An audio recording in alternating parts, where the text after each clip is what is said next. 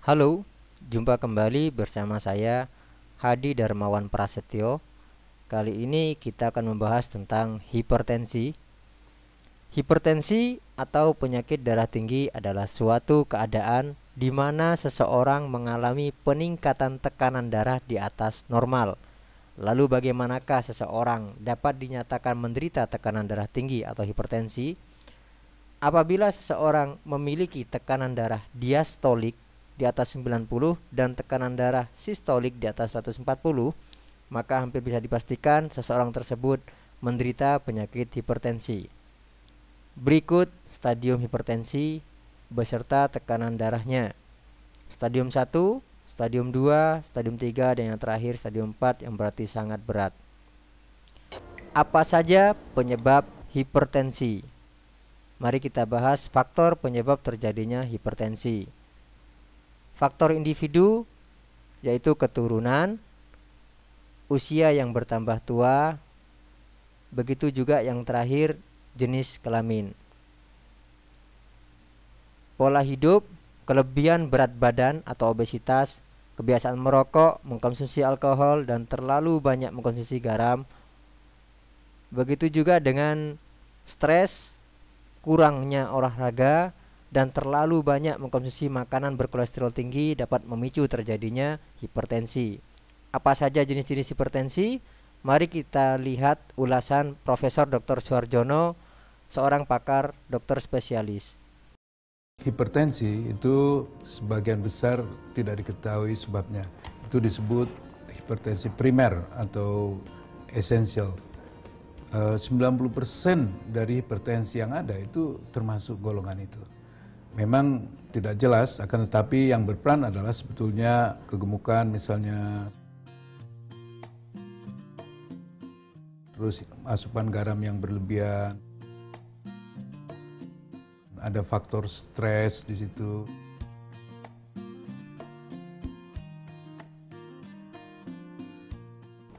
Sedangkan yang lain itu 10% itu adalah hipertensi sekunder. Jadi jelas penyebabnya. Misalnya seperti ada penyakit ginjal,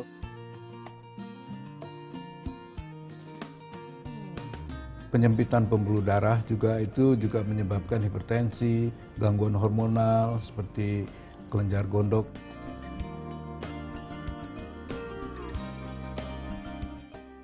Itu juga dapat menyebabkan hipertensi, dan pada wanita pil kontrasepsi itu juga dapat menyebabkan hipertensi.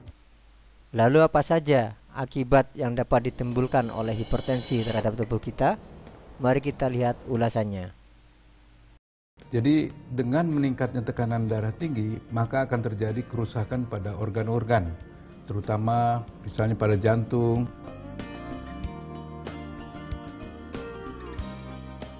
pada otak,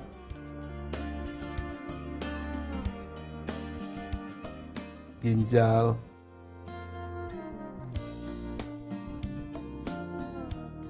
bahkan pada mata dan pembuluh darah perifer pada kaki. Dapat mengakibatkan pada akhirnya kegagalan organ atau bahkan kematian. Mari kita bahas lebih mendalam mengapa hipertensi dapat berakibat buruk bagi organ tubuh kita.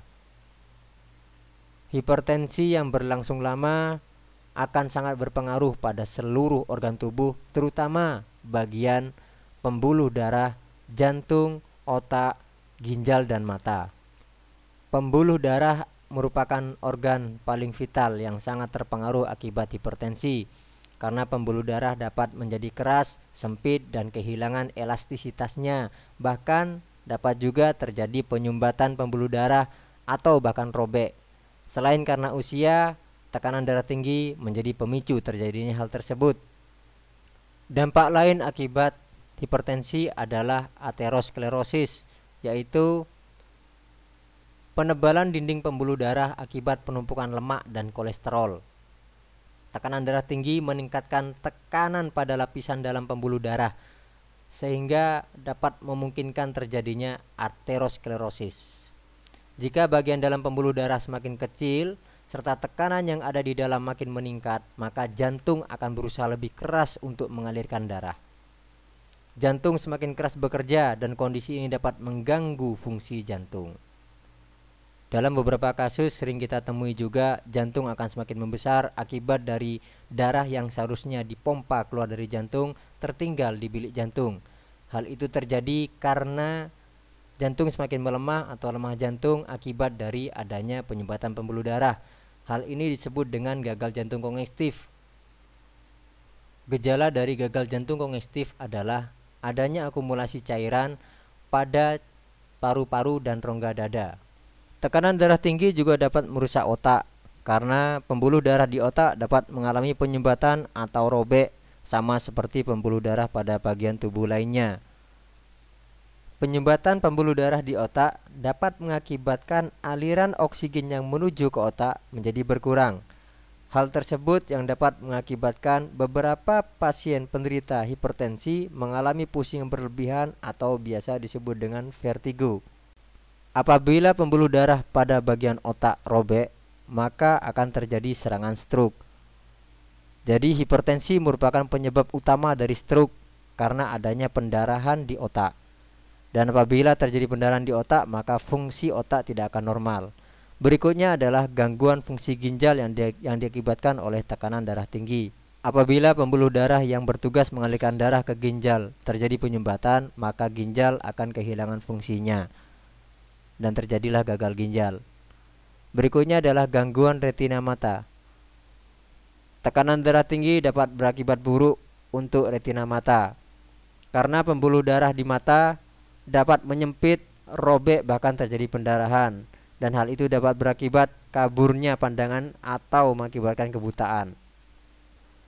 Jadi seseorang yang memiliki hipertensi lebih memiliki resiko untuk terjadinya serangan jantung, stroke, dan gagal ginjal.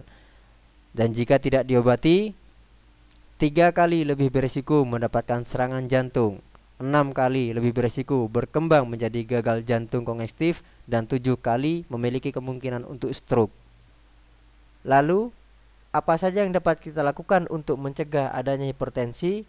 Mari kita simak bersama penjelasan Profesor Dr. Suharjono SPPD KGH, spesialis penyakit dalam, konsultan ginjal dan hipertensi. Ya, jadi untuk melakukan pencegahan hipertensi atau penyakit kardiovaskuler, maka kita harus melakukan apa yang kita namakan pola hidup sehat. Antara lain adalah makanan yang sehat, rendah lemak, rendah garam, kemudian banyak serat, ya. Kemudian juga merokok, ya, minum alkohol, kelebihan berat badan atau obesitas, juga asupan garam yang berlebihan, itu semua merupakan faktor-faktor risiko yang menyebabkan penyakit kardiovaskuler. Lalu, faktor apakah yang perlu kita jaga agar dapat terhindar dari penyakit hipertensi atau darah tinggi? Ada faktor yang dinamakan faktor risiko terjadinya penyakit kardiovaskuler, yaitu faktor yang tidak dapat dirubah, seperti usia, yaitu pada pria itu di atas 55 tahun, sedangkan pada wanita di atas 65 tahun. Kemudian juga faktor turunan atau genetik. Selain itu ada juga faktor-faktor yang dapat dirubah atau dimodifikasi, yaitu antara lain adalah misalnya merokok, ya, kemudian juga kegemukan, minum alkohol, terus juga asupan garam yang berlebihan, dan juga konsumsi lemak yang jenuh. Itu semua dapat mengakibatkan komplikasi kardiovaskuler. Dan apabila sudah diketahui hipertensi, maka kita harus minum obat teratur.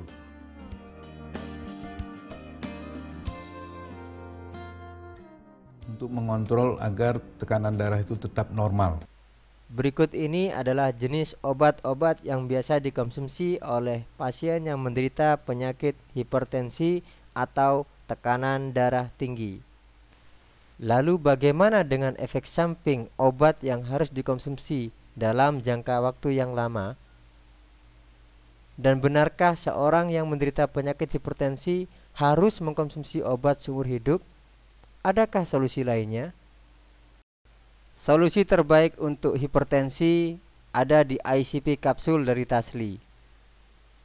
Di dalam video ini akan kami jelaskan bagaimana ICP kapsul bekerja pada tubuh kita. dengan sistem konsumsi sublingual atau konsumsi dengan penyerapan dari bawah lidah akan mempercepat ICP kapsul langsung menyerap masuk pembuluh darah. Dengan demikian, ICP kapsul akan memperbaiki sel-sel darah agar kembali sehat dan memperbaiki elastisitas dari dinding pembuluh darah. Selain itu, mikrogranul yang terkandung dalam ICP kapsul akan langsung mencari penyumbatan pembuluh darah, membersihkan plak-plak yang menempel pada dinding pembuluh darah secara tahap demi tahap, lapisan demi lapisan. Di sini akan kita perlihatkan sedikit ilustrasi bagaimana penyumbatan pembuluh darah terjadi. Ketika timbul trombus, maka mikrogranul dari ICP kapsul akan membersihkan penyumbatan tersebut lapisan demi lapisan hingga akhirnya pembuluh darah dapat lancar kembali, sehingga tekanan darah akan kembali normal dan jantung pun dapat bekerja dengan sempurna. Berikut ini adalah video mikrosirkulasi pada pembuluh darah manusia yang dilakukan di Keio University, Jepang. Kita akan menyaksikan bagaimana ICP kapsul bekerja pada pembuluh darah yang memiliki tumpukan plak-plak pada dinding pembuluh darah, penyebab penyumbatan pembuluh darah sehingga terjadi tekanan darah tinggi, jantung, stroke, vertigo, dan kolesterol. Di sini ICP bekerja sangat cepat membersihkan tumpukan plak-plak tersebut. Di video ini Anda akan dapat melihat bagaimana ICP kapsul bekerja membersihkan plak-plak penyumbatan pembuluh darah dengan sangat cepat hanya dalam hitungan menit, sehingga Anda akan dapat terbebas dari tekanan darah tinggi, jantung, stroke, vertigo, dan kolesterol. Apabila Anda membutuhkan ICP kapsul, Anda dapat menghubungi kami melalui line telepon 082 257 90 4000.